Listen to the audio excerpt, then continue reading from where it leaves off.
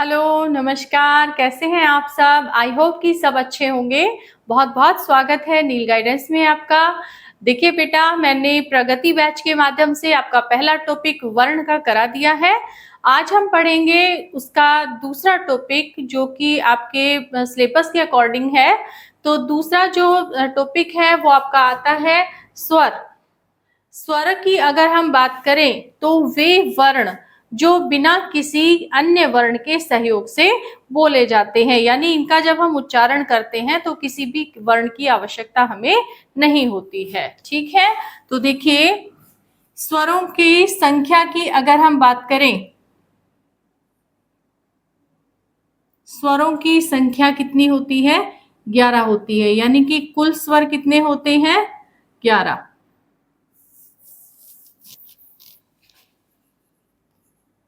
कुल स्वर कितने हो गए? 11 हो गए। अब वो 11 कौन कौन से होते हैं? अ, आ, ई, ई, उ, ऊ, री, ए, आई, ओ, औ। ठीक है बेटा, ये होते हैं आपके स्वर। टोटल कितने होते हैं? 11। ठीक है, लेकिन इनको हम दूसरी जगह के भाई स्वर कितने होते हैं, यदि हम भाषा विज्ञान की दृष्टि से अगर हम देखें तो वो 11 बताए गए, 10 बताए गए हैं। ठीक है, और उन 10 में क्या है? ये जो री है ना, ये री नहीं होता। ठीक है, री को हटा दिया गया इसके माध्यम से। ठीक है, और ये कौन से जो भाषा विज्ञानी है भोलानाथ तिवारी के अनुसार जो री जो शब्द वर्ण है, उस वर्ण में क्योंकि व्यंजन की साउंड आ रही है, इसलिए उसको हम स्वरों की श्रेणी में नहीं रख सकते हैं, ऐसा मानना है भोलानाथ तिवारी जी का। ठीक है, अगला आता है कि भाई मूल स्वर। मूल स्वर की अगर हम बात करें तो मूल स्वर कितने होते हैं? 4 होते हैं बेटा। 4 कौन कौन से होते हैं? अ, ई, उ और री। ठीक है, बार बार कह रही हूँ, आपके एग्जाम में ये आए हुए पॉइंट्स है, इसलिए केयरफुली पढ़ें। आप लोग ध्यान से पढ़ोगे तो आपको अच्छे से समझ में आएगा कि मूल स्वर कितने हैं बेटा? 4 हैं। ये 4 हो गए आपके। ठीक है, अब आता है कि ये जो स्वर हैं, ये जो स्वर है इनका विभाजन किस प्रकार से हुआ है, कि जो 11 जो स्वर होते हैं उन 11 स्वरों को हम किस प्रकार से इनका भाग कर सकते हैं, इनको बांट सकते हैं। जैसे कि जीभ के आधार पर, जिह्वाकृति के आधार पर, ओष्ठाकृति के आधार पर, मुखाकृति के आधार पर और उच्चारण स्थान के या उच्चारण समय के आधार पर। अब देखिए इसमें कि सबसे पहले जब हम देखें कि जिह्वा की स्थिति के आधार पर स्वरों का विभाजन, तो यहां तक हो गया, तो मैं इसको मिटा देती हूं पहले। ठीक है भाई, ये तो हो गया आपका कुल स्वर, ये जो वैज्ञानिक दृष्टि से जो बताया गया है भाषा विज्ञान की दृष्टि से, और ये मूल स्वर ये हो गए आपके। अब अगला देखिए, इसमें आता है कि स्वरों का विभाजन किस प्रकार से होता है। तो स्वरों का जब विभाजन की बात आती है बेटा, तो स्वरों का जो विभाजन है वो 5 प्रकार से होता है। सबसे पहला आपका है जिह्वा की आकृति के आधार पर।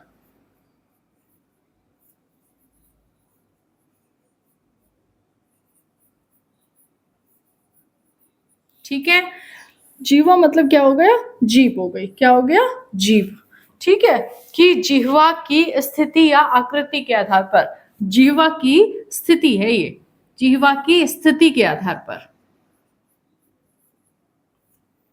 ठीक है बेटा, तो जिह्वा की स्थिति के आधार पर ये मान लीजिए ये आपकी है जीभ। ठीक है, तो ये जो है ये तो इसका हो गया पश्च भाग। कौन सा हो गया बेटा? पश्च भाग, पीछे का भाग। ठीक है। और ये आपका हो गया है मध्य भाग, मध्य भाग, ठीक है। और ये जो भाग है ये कौन सा हो गया इसका, अग्रभाग, ठीक है। भाई जो जीभ का यहाँ वाला हिस्सा है वो पश्च हो गया, ठीक है। बीच का जो जीभ का हिस्सा है वो क्या कहलाएगा, मध्य भाग। और ये जो आगे का हिस्सा है ये क्या कहलाएगा आपका, ये आपका अग्रभाग कहलाएगा। उसी आधार पर स्वरों का को बांटा गया है कि जीभ से अगर हम जिह्वा की आकृति की या स्थिति के आधार पर देखें तो स्वर के कितने भाग हैं, तो उनको 3 भागों में बांटा गया है, अग्रभाग, मध्य भाग, पश्च भाग, ठीक है। तो जो मध्य भाग है, सबसे पहले ये जो मध्य भाग है उस मध्य भाग में क्या आता है, केवल एक ही स्वर आता है और वो कौन सा है, अ स्वर है, अ, ठीक है बेटा। अगला आपका आता है कि अग्रभाग। अग्रभाग की जब हम किसी स्वर को बोलते हैं तो कौन सा ऐसा स्वर है जिससे हमारी जो जीभ का अगला जो हिस्सा है वो उससे प्रभावित होता है, जैसे ई, ई और ए और आई, ये ऐसे स्वर हैं जिनको उच्चारण अगर हम करते हैं तो ये जो स्वर हैं वो जीभ के अगले हिस्से से प्रभावित होते हैं। जैसे ई, तो ई जब हम बोलते हैं तो हमारी जो जीभ है वो प्रभावित होती है, हरकत में आती है उस स्वर को बोलने के लिए, ठीक है। तो जैसे ये ई, ए और आई।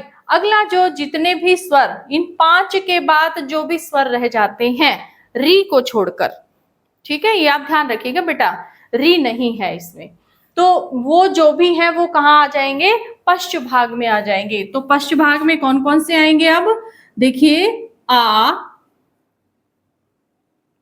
ऊ, बड़ा ऊ, ओ और औ, ठीक है।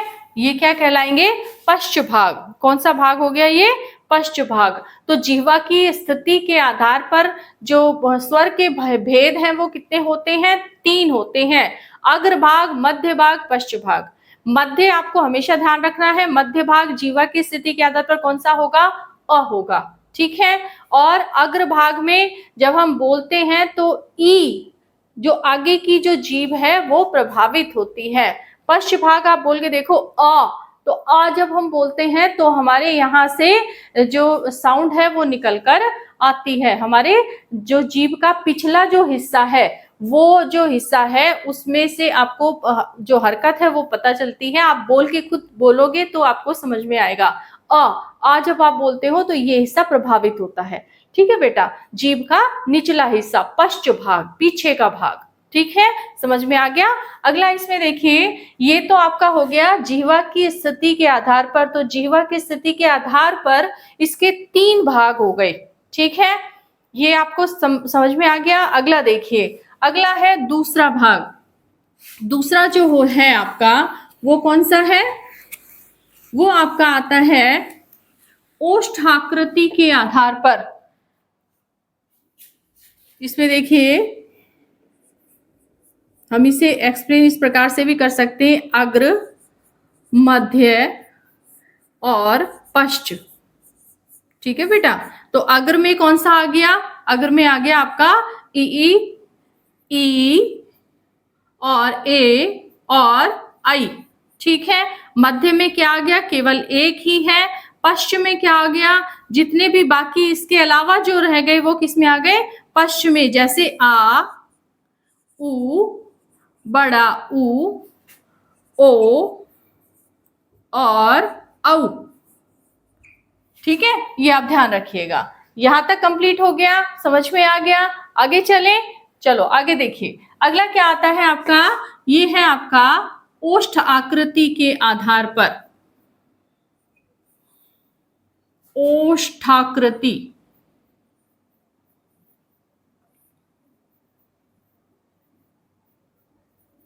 के आधार पर। तो ये जो ओष्ठ आकृति के आधार पर भी इसको कितने भागों में बांटा गया है? 2 भागों में बांटा गया है कि जो हमारे होठ की जो आकृति है वो किस प्रकार से होगी इनका उच्चारण करते समय। तो ओष्ठ आकृति के आधार पर इसको 2 भागों में बांटा गया है। 2 भाग कौन-कौन से हैं? एक तो है बेटा वृत्ताकार, एक है अवृत्ताकार, ठीक है। वृत्त का मतलब क्या होता है? वृत्त का मतलब क्या होता है बेटा? गोल। वृत्त मतलब गोल हो गया, सर्कल हो गया, ठीक है। तो वृत्त जब हम बोलते हैं तो ऐसा जो शब्द है, जो वर्ण है या स्वर है, उसको बोलते समय हमारे जो होठ हैं वो कैसे हो जाएं? गोल हो जाएं। ऐसे शब्द जो स्वरों का हमें उच्चारण इनमें से देखना है। तो आप देखिए कि 11 जो स्वर होते हैं उनमें से कौन सा उच्चारण ऐसा है जिनकी ध्वनि निकलते समय हमारे होठों का जो मुंह है, जो होठ है वो राउंड हो जाएंगे, गोल हो जाएंगे, ठीक है। तो ये आप एक बार बोल के देखो। जैसे वृत्त मतलब गोल, तो क्या बोलेंगे? इनमें से देखो क्या बोलेंगे? हम बोलेंगे ऊ, ठीक है, ऊ और ओ और औ, ठीक है। इस तरह से जब आप बोल के देखोगे तो आपको अच्छे से वो समझ में आएगा, ठीक है बेटा। तो देखिए वृत्त आकार, गोल आकार होना चाहिए। जब हम इसका उच्चारण करें तो जो हमारे मुंह से जो ध्वनि निकल रही है, जो उस समय हमारे होठों की जो स्थिति है, आकार है, वो कैसा होना चाहिए? वृत्त होना चाहिए, गोल होना चाहिए, ठीक है। तो ऊ और कौन सा आता है? आ तो नहीं आता ना, आ में कोई गोल नहीं होता होठ, ठीक है। तो कौन सा आएगा? ओ। और कौन सा आएगा? औ, ठीक है बेटा। तो इस प्रकार से बनेगा वृत्ताकार। ए मतलब नहीं है, वृत्ताकार मतलब गोलाकार में। जो नहीं है गोलाकार में, तो जितने भी बाकी के रह गए ना बेटा, वो सारे क्या कहलाएंगे? अवृत्ताकार कहलाएंगे। तो अ, आ, ई, उ, ऊ, ए और आई, ये क्या कहलाएंगे? ये ऊ नहीं है बेटा, इसमें ए और आई है, ठीक है। ये आप ध्यान रखिएगा। तो इस प्रकार से ये ओष्ठ आकृति के आधार पर होठों की जो भी आकृति बनेगी उस आधार पर ये स्वर को बांट देते हैं, ठीक है। समझ में आ गया? ये हो गया आपका ओष्ठ आकृति के आधार पर। अगला आता है आपका मुख आकृति के आधार पर। तीसरा कौन सा है? मुख आकृति के आधार पर। तो मैं तीसरा आपको यहां बता देती हूं आगे।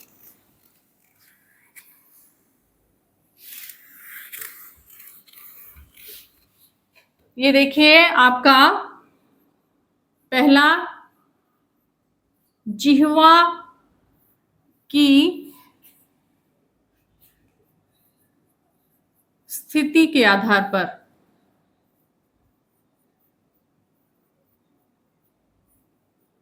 तो जिह्वा की स्थिति के आधार पर हो गया आपका, क्या हो गया? अग्र, मध्य और पश्च, 3 पार्ट हो गए ना इसके। दूसरा क्या आता था? दूसरा क्या बताया मैंने अभी आपको? ओष्ठाकृति। ओष्ठाकृति के आधार पर। अब देखो इनका जो, जैसे ये जिह्वाकृति और ओष्ठाकृति, इसमें घबराना नहीं है। हो सकता है आपके एग्जाम में सेम इसी तरह से लिखा हुआ भी आ जाए, ठीक है। तो इसका हम अर्थ जरूर खोल लें। तो अर्थ आपको पता होना चाहिए। जैसे मैंने अभी बताया, जिह्वा, जिह्वा मतलब क्या होती है? जीभ होती है, ठीक है बेटा। अगला आता है ओष्ठ, ओष्ठ होते हैं होठ, ठीक है। अगला आता है मुख आकृति। तो ओष्ठ आकृति के आधार पर मैंने क्या बताया आपको? मैंने आपको बताया वृत्ताकार और अवृत्ताकार। और एक्सप्लेन भी मैंने अभी आपको किया है कि पी किस प्रकार से है ये, ठीक है। तीसरा जो पॉइंट है ये आपका आता है मुखाकृति के आधार पर। मुखाकृति के आधार पर तो मुख आकृति की, मुख की जो आकृति हमारी बनती है वो उस आधार पर कैसे जो स्वरों का विभाजन हम कर सकते हैं। तो जब मुख आकृति में जो स्वर निकलते हैं वो 4 प्रकार से निकलते हैं। एक तो आपका निकलता है संवृत, ठीक है। एक आपका निकलता है ये अर्ध संवृत,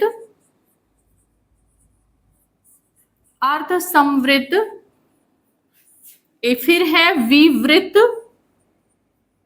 और अर्धविवृत, ठीक है।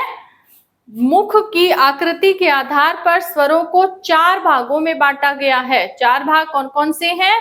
4 भाग आपके हैं संवृत, अर्ध संवृत, विवृत और अर्धविवृत, ठीक है। अगला इसमें देखिए कि संवृत, संवृत का मतलब क्या हो गया? बंद हो जाना। बंद मतलब बिल्कुल बंद नहीं हो जाना, बिल्कुल बंद होगा तो फिर स्वर निकल ही नहीं सकते, है ना। तो बंद मतलब कि साउंड बिल्कुल कम हिस्से से निकलना। मुख जब हम खोलते हैं तो उसके बहुत कम हिस्से से जो आवाज है वो निकलती है, बाकी पूरा हिस्सा क्या होता है? बंद होता है, ठीक है। गला जो है वो रंध्र हमारे बंद हो जाते हैं।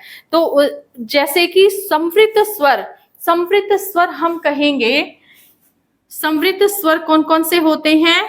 आपका होता है ई, ऊ,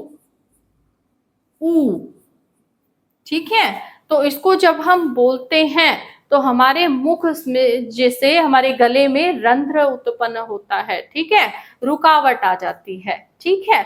तो उसको हम क्या कहेंगे? संवृत। अर्ध संवृत में देखिए, अर्ध संवृत का उदाहरण होगा आपका, इसमें मुंह आधा खुला होता है, पूरा बंद नहीं होता, आधा खुला होता है। इसका उदाहरण आप दे लीजिए, जैसे आई और औ, आई और औ, ठीक है। ये आई और औ नहीं बेटा, ये है ए और ओ, ए और ओ, ठीक है। विवृत, विवृत का मतलब होता है पूरा खुला होना। विवृत यानी कि ज्यादा खुला होना। और ज्यादा खुला कौन से स्वरों में होता है? जैसे आ जो स्वर है, उसके अलावा आ जो स्वर है उसी में ये मुंह जो है वो पूरा खुला होता है।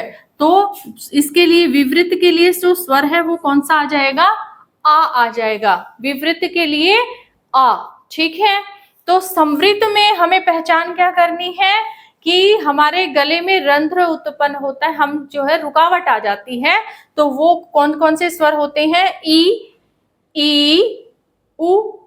ऊ, ठीक है। अगला है अर्ध संवृत जिसमें ए और ओ 2 आते हैं, ठीक है। विवृत में क्योंकि मुंह हमारा पूरा खुला होता है तो क्या निकलता है? स्वर कौन सा आता है इसमें? आ, ठीक है। अगला देखिए, अगला जो भी जितने भी स्वर रह गए हैं वो अर्ध विवृत में आते हैं, जैसे कि ए, आपका आई और औ। ए, आई और औ, ठीक है। ये किस में आते हैं? अर्धविवृत में आते हैं। ये आपके सारे कहाँ, ये हो गए 3 पार्ट तो हो गए आपके स्वर के विभाजन में, ठीक है। अगला आपका आता है उच्चारण समय के आधार पर। ये आपका संवृत हो गया, अर्ध संवृत हो गया, विवृत और अर्धविवृत, ठीक है। अगला आपका आता है वो है उच्चारण समय के आधार पर कि जब हम स्वरों का उच्चारण करते हैं तो उसमें जो लगने वाला समय है वो किस प्रकार से उसमें विभाजित होता है। तो जब हम समय की बात करते हैं बेटा, तो उच्चारण समय के आधार पर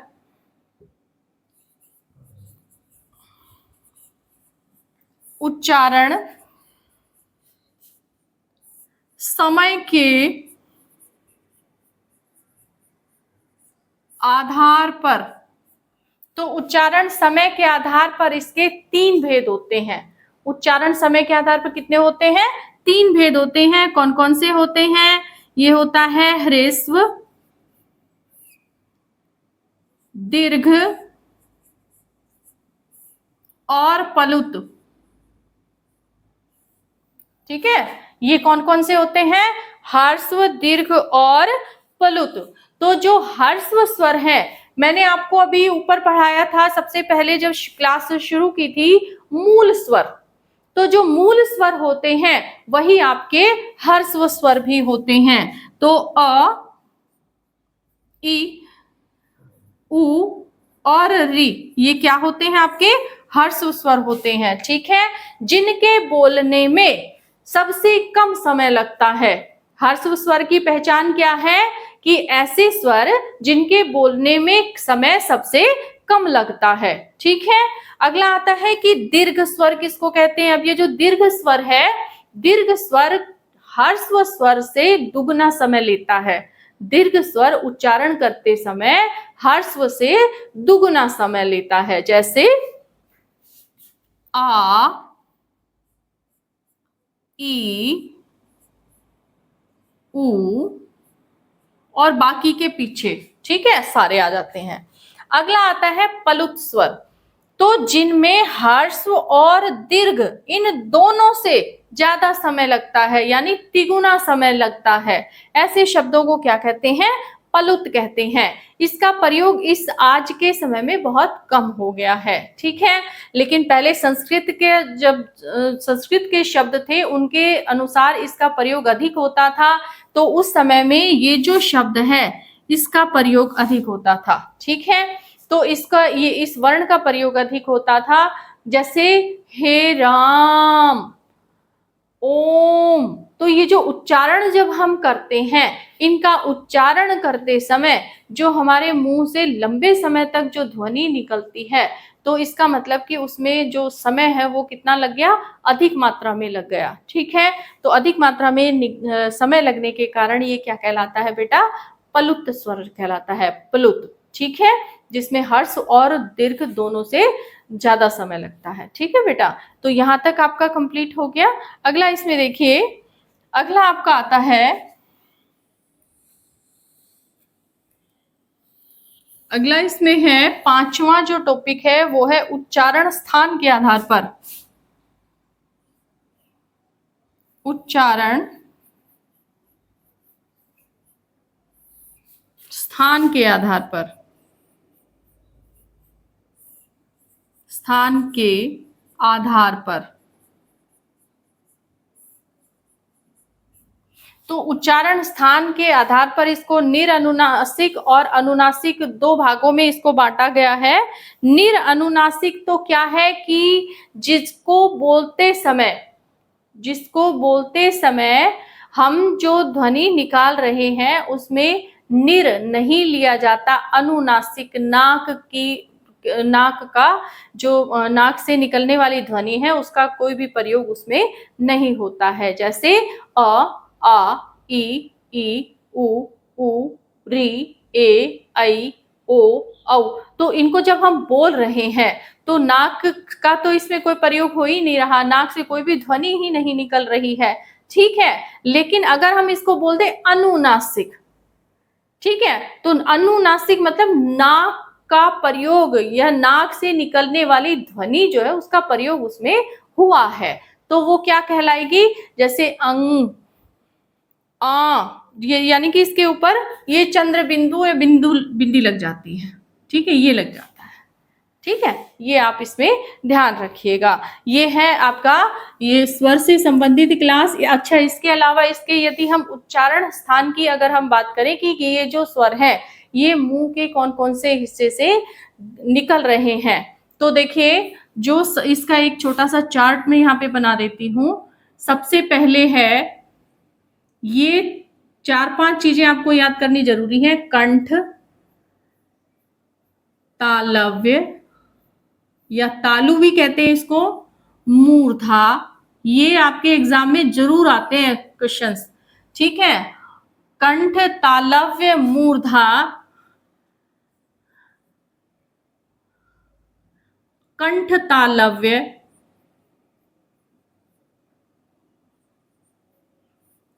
कंठोष्ठ।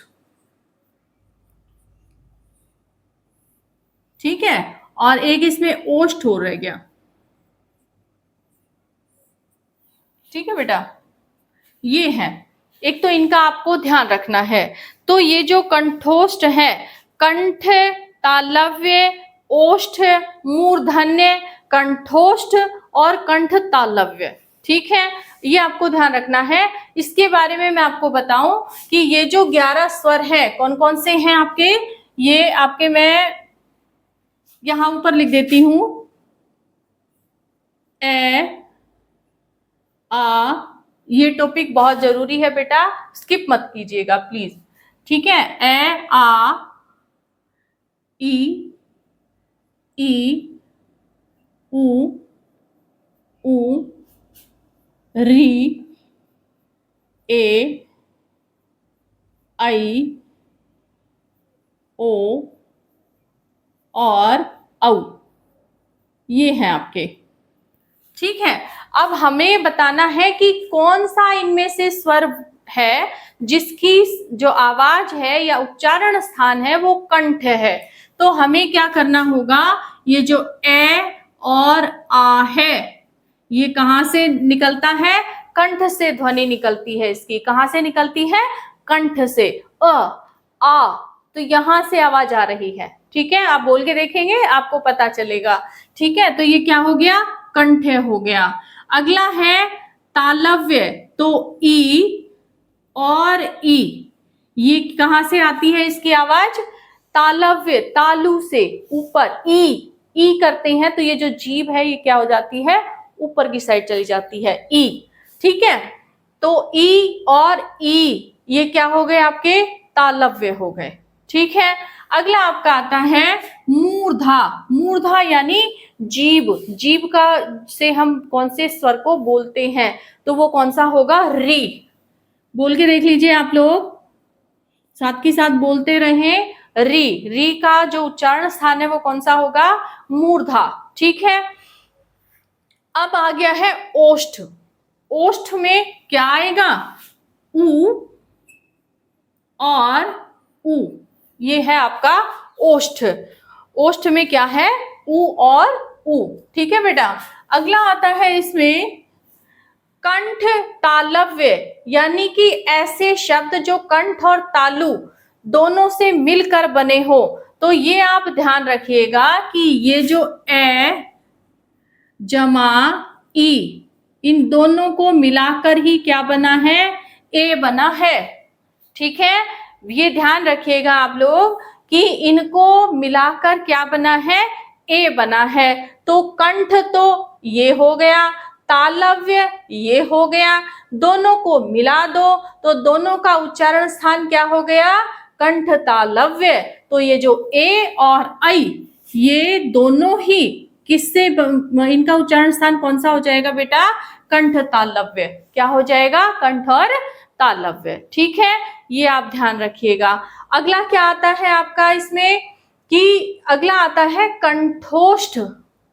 तो इसमें आपको क्या देखना है कि ऊ और ऊ किससे बोला जाता है, ओष्ठ से बोला जाता है, होठ हमारे प्रभावित होते हैं। ठीक है, तो होठ यहाँ ये ऊ और ऊ है, तो हमने क्या किया, कंठ से कौन सा है, ए और आ, तो ए को उतार लो, यहाँ ऊ को उतार लो। ए और ऊ दोनों मिलकर क्या बनते हैं, ये बन जाते हैं बेटा ओ। क्या बन जाते हैं, ओ बन जाते हैं। ठीक है, तो ये जो ओ है और औ है ये हमारा कौन से उसमें आएगा, कौन सा उच्चारण स्थान हो जाएगा इसका, कंठोष्ठ। कौन सा हो जाएगा बेटा, कंठोष्ठ। ठीक है, ये सजातीय और विजातीय जो स्वर होते हैं ना वो भी इसी के अंतर्गत आते हैं। सजातीय मतलब क्या हुआ कि जो अपनी ही जाति से बना है, जैसे कि ए और ए। देखो एक बार मैं बता देती हूं आपको कि सजातीय जो स्वर है, जैसे कि ए और ए दोनों मिल गए, क्या बन गए? आ बन गया। तो ये भी अपना ही है, ये भी अपना है, अपना ही भाई हुआ ना। तो ये दोनों ही क्योंकि सेम है, इसलिए ये जो स्वर है ये कौन सा होगा? सजातीय होगा। ठीक है, क्या होगा? सजातीय होगा। ठीक है, अगर आपको क्लास अच्छी लगे तो बेटा लाइक शेयर और सब्सक्राइब जरूर कर दें। ठीक है, अब इसमें देखो, ये जो आपका सजातीय हो गया, अब विजातीय हम करके देखते हैं। जैसे मान लीजिए हमने ए को ई से जोड़ दिया तो क्या बन गया? ए बन गया। ठीक है, तो ये क्योंकि विजातीय अलग अलग जाति से मिलकर बना है, इसलिए ये जो शब्द है, ये जो वर्ण है या स्वर है, ये क्या कहलाएगा? विजातीय कहलाएगा। ठीक है बेटा, ये आप ध्यान रखिएगा। ठीक है, समझ में आ गया? तो ये पूरी की पूरी आपकी जो स्वर से संबंधित क्लास है, इस क्लास को अगर आपने अच्छे से पढ़ा है, ठीक है, तो इसमें से बाहर स्वर से संबंधित कोई भी पॉइंट कहीं बाहर से नहीं आना है, बशर्ते कि आपने इसको ध्यान से पढ़ा हो। ठीक है, तो आई होप कि आपको क्लास अच्छी लगी होगी। अच्छी लगी हो तो प्लीज लाइक शेयर और सब्सक्राइब जरूर करें। कोई भी आपको परेशानी हो इस टॉपिक से संबंधित, आप कमेंट में पूछें। कोई भी प्रश्न हो आपका, आप मुझसे पूछ सकते हैं। ठीक है बेटा? हाँ, तो देखिए बेटा, स्वर का हमने चैप्टर कंप्लीट हो ही गया है। अब चलो एमसीक्यू कर लेते हैं। तो स्वर से संबंधित जो क्वेश्चंस हैं, उनमें से पहला जो आपका प्रश्न है, वो प्रश्न देख लीजिए एक बार। प्रश्न नंबर 1, पहला प्रश्न क्या है कि आपकी स्क्रीन पर भी आ रहा होगा, निम्नलिखित में से कौन सा मूल दीर्घ स्वर नहीं है? आपको क्या बताना है कि मूल दीर्घ स्वर नहीं है। बाकी सब तो है, लेकिन एक ऐसा है जो कि इसमें नहीं है। ऑप्शन में क्या है? ए में आ, बी के अनुसार बड़ी ई, और सी के अनुसार ओ, और डी के अनुसार उ। तो हमें बताना है मूल स्वर। अब देखिए, ऑप्शन में दिया हुआ है, पहले में आ दे रखा है, दूसरे में क्या है? बड़ी ई दे रखी है, और तीसरे में है ओ, चौथे में क्या है? उ। इनमें से हमें बताना क्या है? मूल दीर्घ स्वर बताना है। मूल स्वर मैंने आपको बताया ही था कौन कौन से होते हैं। ए, ई, उ और री, ये बताए थे मूल स्वर। ठीक है, अब हमें बताना क्या है? मूल स्वर हो गए ये तो। ठीक है बेटा, बताना क्या है कि इनमें से कौन सा ऐसा स्वर है जो कि मूल दीर्घ स्वर नहीं है। तो मूल दीर्घ स्वर कौन सा नहीं है? ये नहीं है। कौन सा? सी जो ऑप्शन है आपका, वो आपका इसमें राइट आंसर होगा। अब ये क्यों है और ये क्यों नहीं है, वो देखिए। क्योंकि ये जो आ है, ये ए जमा ए से मिलकर बना है। ई जमा ई, यानी अपने ही जो भाईबंद है, अपने ही जो ग्रुप का है, उसी से मिलकर बना है। ग्रुप भी नहीं कह सकते, अपने ही स्वर से मिलकर बना है। ठीक है, जैसे ऊ है, ये बड़ा ऊ, तो ये भी ऊ और ऊ से मिलकर बना है। ऊ और ऊ से मिलकर बना है। ठीक है बेटा, तो ये क्या हो गया? बड़ा ऊ, और ये होगी बड़ी ई। तो ये जो तीन हैं, ये तीनों क्या कहलाते हैं? ये कहलाते हैं बेटा मूल दीर्घ स्वर। ठीक है, कंप्लीट हो गया पहला क्वेश्चन। पहले प्रश्न का जो ऑप्शन है वो कौन सा सही होगा? सी सही होगा। ठीक है, ये आपका पहला प्रश्न था।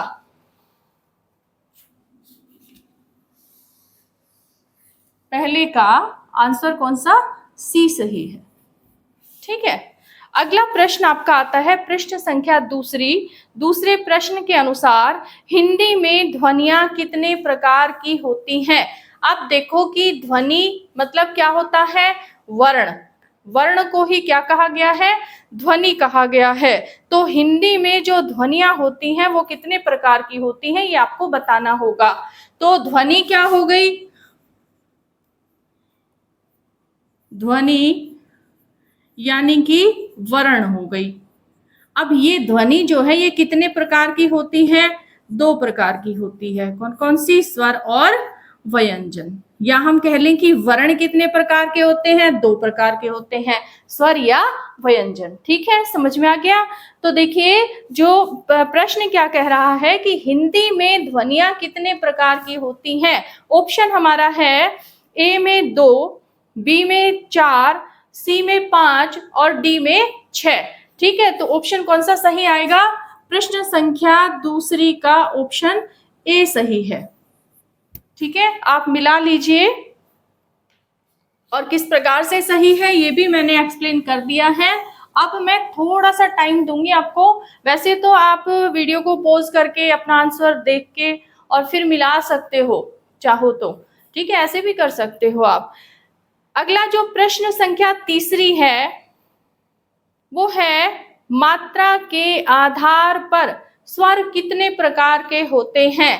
मैंने आपको बताया कि जिह्वा की स्थिति के आधार पर, ओष्ठाकृति के आधार पर, मुख आकृति के आधार पर, उच्चारण समय के आधार पर। ठीक है, तो जो उच्चारण समय के आधार पर जो वर्णन हम करते हैं स्वर का, वही क्या कहलाता है, मात्रा के आधार पर भी कहलाता है। तो मात्रा के आधार पर स्वर के कितने प्रकार होते हैं, मात्रा के आधार पर स्वर के कितने प्रकार होते हैं। तो मात्रा के आधार पर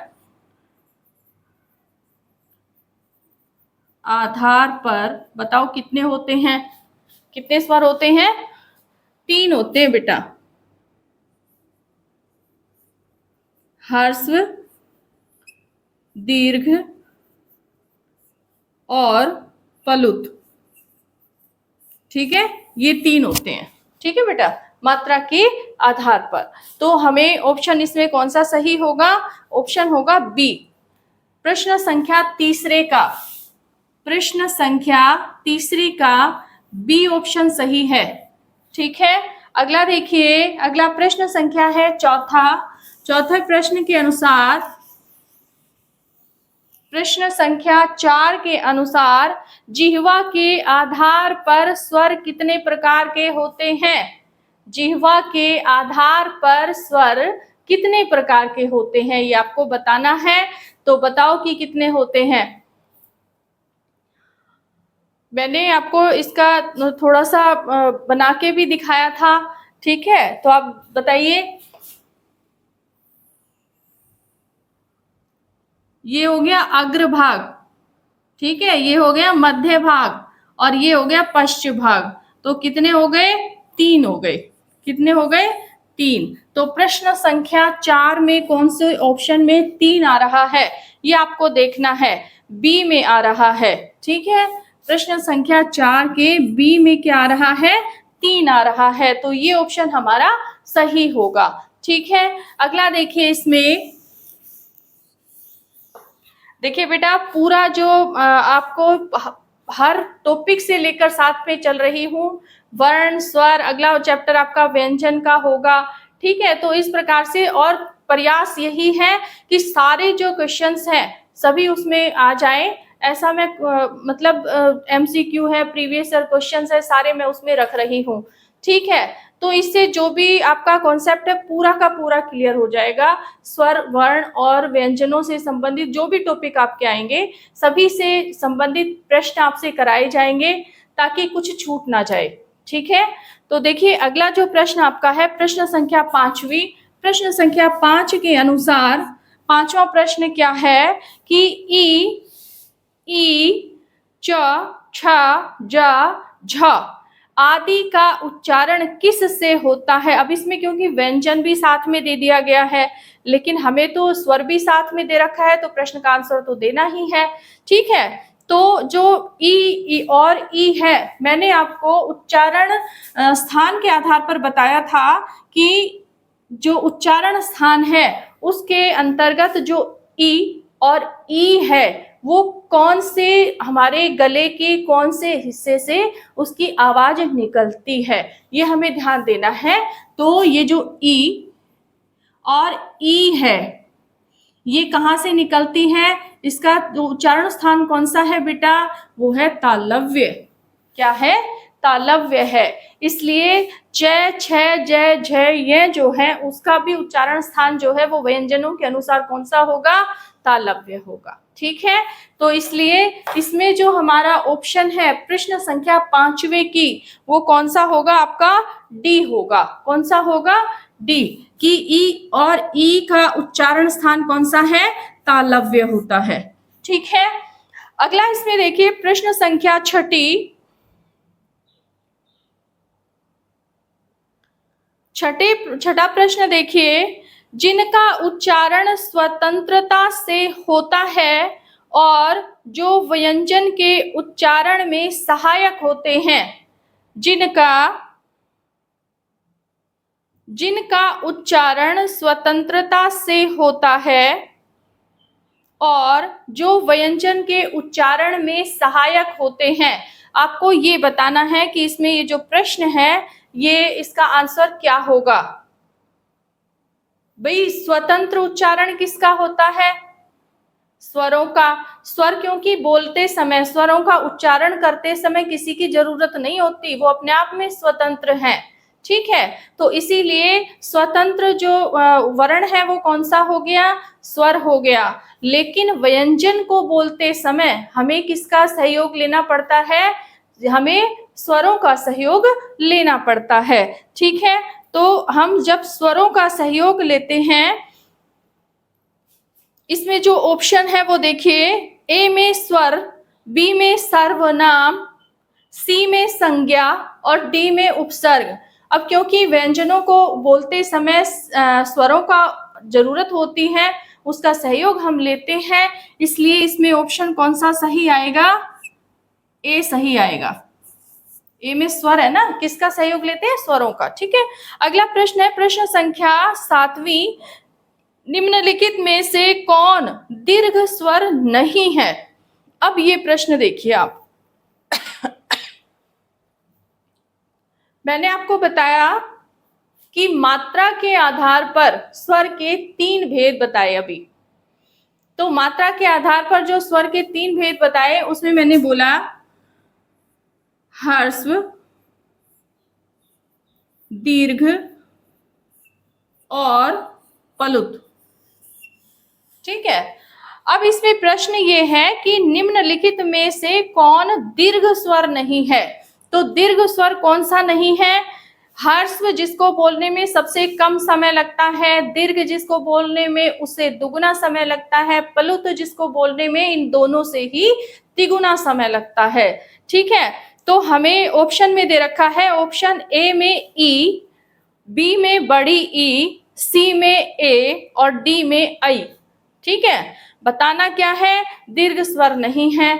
तो बेटा जो ह्रस्व है ना, वो ए, ई, उ और री, यानी जितने मूल स्वर है ना वो ह्रस्व कहलाएंगे, क्योंकि उनको बोलने में समय जो है बहुत ही कम लगता है। ठीक है, तो इसमें जो हमारा ऑप्शन है वो कौन सा है, 7वें का, ए में ई आ रहा है, ई आ रहा है ना, ये क्या है, ह्रस्व है, दीर्घ नहीं है।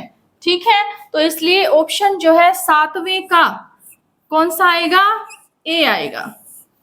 कौन सा आएगा बेटा, ए आएगा। ठीक है, अगला देखिए, निम्नलिखित में से ओष्ठ्य वर्ण कौन सा है। यहां आपको ओष्ठ्य वर्ण बताना है। ओष्ठ्य वर्ण ऐसे वर्ण, ओष्ठ्य वर्ण कौन सा है, ऐसे वर्ण या स्वर आपको बताने हैं जिनका उच्चारण जो स्थान है वो ओष्ठ्य होता है। तो इसमें जो ऑप्शन में दिया हुआ है, ए में ए, बी में आ, सी में ई, डी में उ। तो इसमें आपको बताना है कि कौन सा ऐसा वर्ण है जो ओष्ठ्य यानी कि केवल होठों से उसका जो उच्चारण है वो होता है। तो वो कौन सा है बेटा, उ है, उ। ठीक है, तो ये कौन सा है, इसका उच्चारण स्थान ओष्ठ्य है। ठीक है, इसमें ई का उच्चारण स्थान कौन सा है, अभी आपको बताया था, तालव्य है। कौन सा है, तालव्य। ए और आ, ए और आ, इसका उच्चारण कौन सा हो गया, आपका कंठ्य हो गया। ठीक है बेटा, क्या हो गया, कंठ्य हो गया। तो आगे आंसर, आगे चलिए, अगला आपका प्रश्न है प्रश्न संख्या 8वीं। 8वें प्रश्न के अनुसार, 8वां प्रश्न, 8वें प्रश्न के अनुसार निम्नलिखित में से कौन सा संयुक्त स्वर नहीं है। ठीक है, हमें क्या बताना है कि निम्नलिखित में से कौन सा संयुक्त स्वर नहीं है। तो इसमें ऑप्शन देख लीजिए, ए में ए, बी में आई, सी में उ और डी में ओ। ठीक है, हमें बताना है कि संयुक्त स्वर नहीं है। अब देखिए ऑप्शन में क्या दे रखा है, ए में तो दे रखा है ए, बी में दे रखा है आई, सी में दे रखा है आपका उ, डी में आपका दे रखा है ओ। बताना क्या है कि संयुक्त स्वर नहीं है, बाकी सारे तो दो स्वरों से मिलकर बने हैं। ठीक है, और एक ऐसा है जो कि संयुक्त नहीं है। ठीक है, संयुक्त मतलब किसी अन्य स्वर के सहयोग से नहीं बना है। ठीक है, तो इसमें हमें क्या करना होगा, ये जो ए है ये ए जमा ई से मिलकर बना है, ये ए जमा ए से मिलकर बना है आए। ये किससे बना है भाई, ये बना है बेटा ए जमा ऊ से मिलकर। ठीक है, और अगला है ओ, ओ बना है, ये जो है ये ऊ और ऊ से मिलकर बना है, ऊ जमा ऊ। ठीक है, और ये बना है ए जमा ऊ से मिलकर ओ। समझ में आ गया। तो ये इनमें से देखिए सारे जो स्वर हैं वो अलग अलग है, इनके मेल से ये स्वर बने हैं, इसलिए इनको संयुक्त स्वर कहा जाता है। जबकि ये जो स्वर है ये मूल दीर्घ स्वर है। क्या है, मूल दीर्घ स्वर है, क्योंकि ये अपने ही स्वर से मिलकर बना हुआ है। ठीक है, समझ में आ गया। तो ये है आपका, इसमें ऑप्शन कौन सा सही होगा, 8वें का, ये आपका बेटा 8वें का तो मैंने लिखा ही नहीं है। 8वें का आपका ऊ आएगा, यानी कि डी ऑप्शन आएगा। ठीक है, और 9वें का है ये, तो 9वें का जो ऑप्शन है वो कौन सा सही है, ये सही है, सी। ठीक है, कौन सा ऑप्शन आएगा 9वें में, सी आएगा, सी सही आंसर है। ठीक है, अगला इसमें देखिए, अगला प्रश्न आपका है,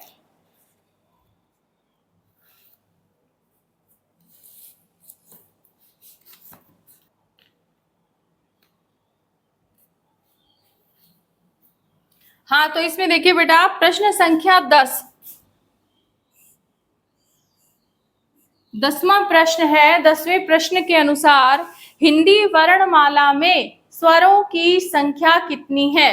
तो हिंदी वर्णमाला में स्वरों की संख्या है, मैंने आपको बताया था कि ऑप्शन पर निर्भर करेगा। ठीक है, लेकिन मूल रूप से जो कुल स्वरों की संख्या है वो कितनी है, 11 है। ठीक है, यदि 11 ना हो और 10 हो तो आपको 10 करना होगा। ठीक है, मूल स्वर पूछा जाए तो मैंने अभी बताया आपको कि 4 मूल स्वर होते हैं। ठीक है, इसमें देखिए हिंदी वर्णमाला में स्वरों की संख्या है, तो ऑप्शन में दिया हुआ है 8, ए में 8, बी में 9, सी में 11 है और डी में 14 है। तो आपको क्या करना होगा, ऑप्शन कौन सा सही रहेगा 10वें का, सी सही रहेगा। ठीक है, कौन सा सही रहेगा बेटा, सी सही रहेगा। कि कितने स्वर कितने होते हैं, स्वर होते हैं बेटा कितने, 11। ठीक है, स्वर कितने होते हैं? 11। ये आपकी क्लास आज की थी।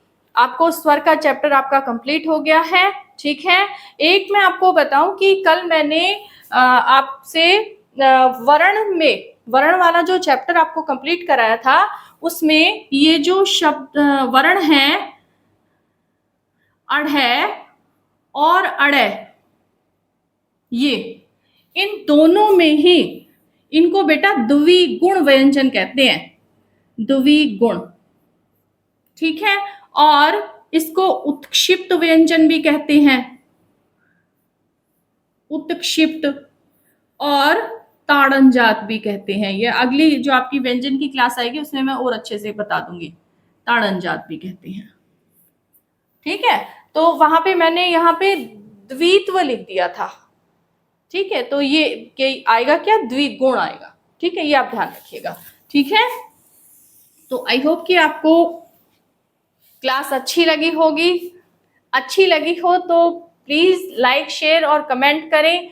कोई भी आपको हिंदी से संबंधित कोई भी परेशानी हो, कोई टॉपिक ऐसा हो जो समझ में नहीं आ रहा हो, तो आप मुझसे पूछें। ठीक है बेटा, तो मिलते हैं अगली क्लास में। व्यंजन की जो टॉपिक अगला अपना व्यंजन का ही होगा। हाँ, ठीक है।